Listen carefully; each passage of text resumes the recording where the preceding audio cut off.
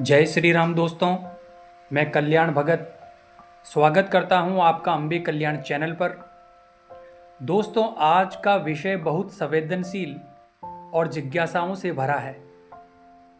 दोस्तों, क्या व्रत या उपवास के समय संभोग करना उचित है और इसके क्या नियम बताए गए हैं हमारे धर्म शास्त्रों में। दोस्तों, इस विषय को समझने से पहले हमें समझना होगा व्रत या उपवास का उद्देश्य क्या होता है।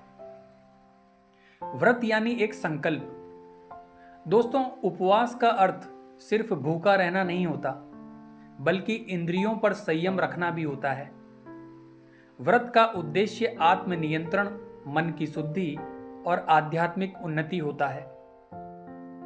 हम जब उपवास करते हैं तो हम सिर्फ शरीर को ही नहीं, मन को भी तपाते हैं।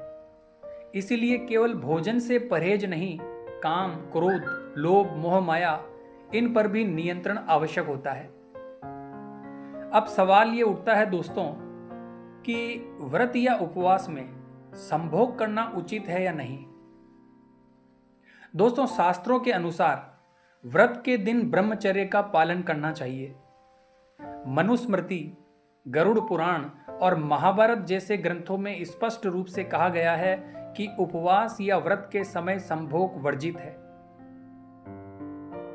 तो ऐसा क्यों दोस्तों? क्योंकि उस समय शरीर की ऊर्जा आध्यात्मिक साधना में लगाई जाती है। दोस्तों, अब कई विवाहित दंपत्ति हमसे ये पूछते हैं कि गुरुजी, अगर पति पत्नी दोनों उपवास पर हैं तो क्या तब भी संभोग नहीं करना चाहिए? तो इसका उत्तर है दोस्तों, बिल्कुल नहीं। दोस्तों, चाहे पति पत्नी ही क्यों ना हो, व्रत के दिन संयम आवश्यक है। यह सिर्फ ब्रह्मचारी या साधु संतों के लिए नहीं है, विवाहित लोगों के लिए भी धर्मशास्त्रों में संयम को बहुत ऊंचा दर्जा दिया गया है। दोस्तों, विवाह का अर्थ ये नहीं है कि जब चाहे तब इच्छा पूर्ति हो।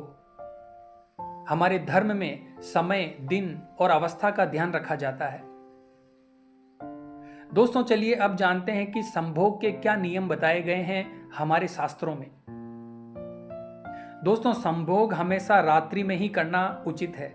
दिन में संभोग करना वर्जित माना गया है। इसके अलावा व्रत, एकादशी, अमावस्या, पूर्णिमा और त्योहारों के दिन संभोग को वर्जित बताया गया है, क्योंकि इन दिनों में आध्यात्मिक ऊर्जा अपने चरम स्तर पर होती है। ऐसे दिनों में आध्यात्मिक कार्य ही किए जाने चाहिए, ना कि शारीरिक भोग। दोस्तों, हमारे शास्त्रों में यहां तक कहा गया है कि जब गर्भ धारण की इच्छा हो तभी संभोग करें, केवल काम संतोष के लिए नहीं, संतान प्राप्ति और प्रेम भाव के लिए।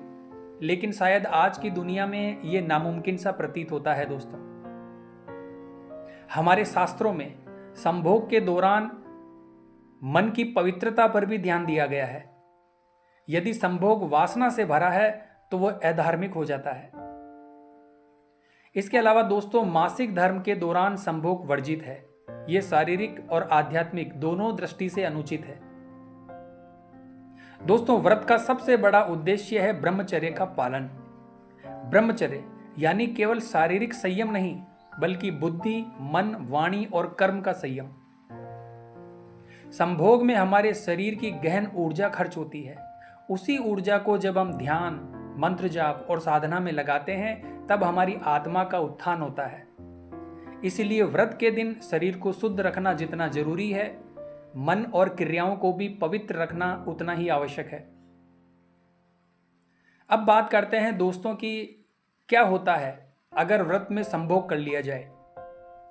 दोस्तों, कभी कभी ये सवाल भी आता है कि अगर किसी ने गलती से व्रत के दिन संभोग कर लिया तो क्या होगा।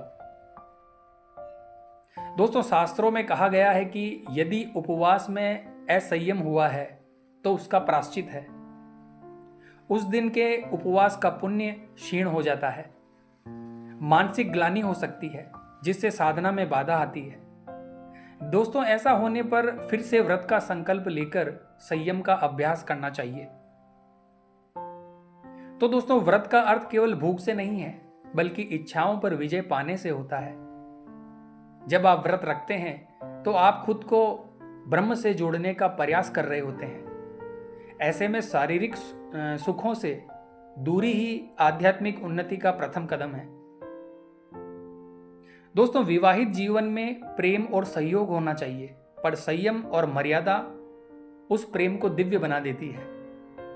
तो दोस्तों, अगर आपको ये वीडियो ज्ञानवर्धक और उपयोगी लगा है तो हमारे चैनल को लाइक कीजिए और हमारे चैनल को सब्सक्राइब कर लीजिए। मिलते हैं फिर दोस्तों इसी प्रकार की अगली वीडियो के माध्यम से। जय मां अम्बे, जय श्री कल्याण।